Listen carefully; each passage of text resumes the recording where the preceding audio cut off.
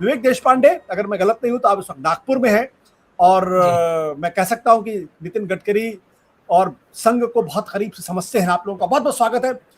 सबसे पहले विवेक जी, आपसे ही सवाल, ये जो नितिन गडकरी को हटाया गया, इसका क्या मतलब निकाला जाए? क्या महज एक खानापुरी की गई है? क्या महज सिर्फ एक जो आपके बेडरूम में कुछ फर्नीचर होते हैं उनको इधर से उठा उठा उधर कर दिया गया है, या फिर ये इसके राजनीतिक अर्थ है? विवेक जी, मेरा सवाल आपसे। अच्छा, आप मुझसे पूछ रहे हैं। जी जी, जी। बिल्कुल। ये जो आज हुआ है, इसका अंदेशा पिछले कुछ दिनों से मिलता आ रहा है। गडकरी जी के जो निकट के लोग हैं, जो उनको चाहते हैं, जो उनको पहचानते हैं, जब उनसे बात होती है तो ये इस बात का एक अंदेशा पहले से ही था कि गडकरी जी और मोदी जी, ये they are not on the same page. तो गडकरी जी को 2024 की इलेक्शन के पहले पहले निकाल दिया जाएगा, इस तरह की बात हम पिछले कुछ दिनों से सुनते आ रहे हैं। तो कहाँ से निकाल दिया जाएगा? मंत्रिमंडल से निकाल दिया जाएगा, या फिर आज पता चला है कि ये जो 2 कमेटियाँ हैं उनमें से उनको निकाल दिया गया है। तो अभी सिर्फ वो मंत्रिमंडल के एक सदस्य करके बचे हैं।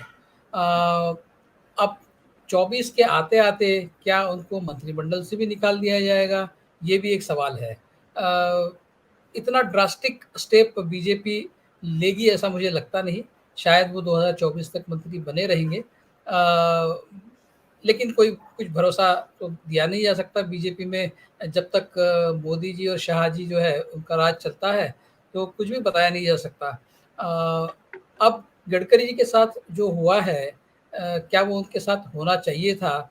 इसका सीधा-सीधा जवाब अगर आप आम जनता की दृष्टि से देखें, उनके चाहने वालों की तरफ से देखें, या फिर उनका काम जिन्होंने देखा है उनकी तरफ से, अगर उनकी नज़र से देखा जाए, तो ये इनके साथ होना नहीं चाहिए था। लेकिन शायद गडकरी जी ने, जिसको रबिंग द रॉन्ग वे कहते हैं अंग्रेज़ी में, ऐसा कुछ केंद्रीय नेतृत्व के साथ कंसिस्टेंटली किया है, ऐसा माना जाता है। वो जिस तरीके से अपनी बात रखते थे, जैसे पिछले कुछ 10-15 दिन पहले की बात है, नागपुर में एक फंक्शन में उन्होंने कहा था कि आज जो राजनीति हो रही है केवल सत्ता के लिए हो रही है। तो ये सीधी-सीधी जो बात है वो सारे पार्टियों को लागू होती है, लेकिन वो उनकी पार्टी को भी लागू होती है। तो क्या इस तरह की बात उन्होंने कहनी चाहिए थी? ये एक सवाल था। तो कुल मिलाकर गडकरी जी हमेशा ही पिछले 7-8 साल से ही नहीं, उससे पहले भी जब वो दूसरी बार अध्यक्ष बनने का उनका मौका आया था, उस समय तो मोदी और शाह नहीं थे। लेकिन उस समय जो दूसरा नेतृत्व केंद्र में भाजपा में था, उन्होंने इस बात को इंश्योर किया कि वो दोबारा भाजपा के अध्यक्ष नहीं बने। तो उसके बाद मोदी और शाह आए और उनके साथ भी उनका समीकरण कुछ बदला नहीं। तो कुल मिला के ये एक तरह से गडकरी जी को पर्सनल एक मैसेज तो है ही, लेकिन हो सकता है ये एक थोड़ा-सा सटल मैसेज आरएसएस को भी है कि भई आपके नज़दीकी जो लोग हैं, ज़रूरी नहीं है कि वो अपनी स्थिति में बने रहे सिर्फ़ इसलिए कि वो आरएसएस के करीबी है।